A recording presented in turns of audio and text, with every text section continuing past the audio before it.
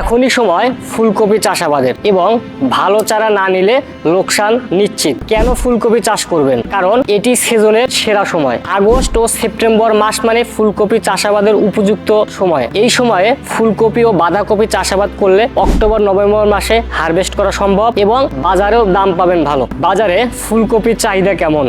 ফুলকপি সবজি হিসেবে সারা বছরেই জনপ্রিয়, কিন্তু শীতকালে এর চাহিদা থাকে দ্বিগুণ। ফুলকপি কিন্তু একটি লাভজনক ফসল। 1 বিঘা জমিতে তুলনামূলক কম খরচ এবং ফলন পাওয়া যায় অধিক, এবং বাজারে কিন্তু দামও পাওয়া যায় অনেক বেশি। ফুলকপির চারা এই সময় কিন্তু অলরেডি জমিতে রোপণ শুরু হয়ে গেছে। ভালো ফলনের জন্য ভালো চারাগুলো কোথায় থেকে সংগ্রহ করবেন? আমাদের নার্সারিতে তৈরি করা হচ্ছে উন্নত জাতের হাইব্রিড ফুলকপির চারা। আমাদের এই সুন্দর চারাগুলো কেন নেবেন?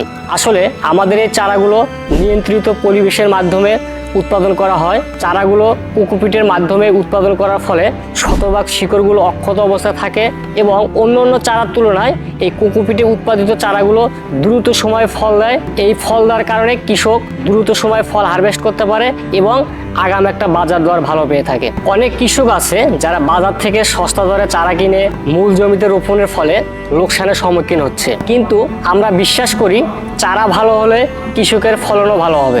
এই মুহূর্তে আমাদের কাছে রেডি পাচ্ছেন হাইব্রিড ফুলকপির চারা, বাঁধাকপির চারা, মরিচের চারা, বেগুনের চারা, টমেটোর চারা ও পেঁপের চারা। আপনারা যারা এই চারাগুলো সংগ্রহ করতে চান অবশ্যই আমাদের দেওয়া স্ক্রিন নাম্বারে যোগাযোগ করে অর্ডারগুলো কনফার্ম করবেন এবং আমরা সুন্দর প্যাকিংয়ের মাধ্যমে দ্রুত সময়ে এই চারাগুলো বাস ট্রান্সপোর্টের মাধ্যমে ডেলিভারি দিয়ে থাকি। ধন্যবাদ সবাইকে, ভালো থাকবেন, সুস্থ থাকবেন, আল্লাহ হাফেজ।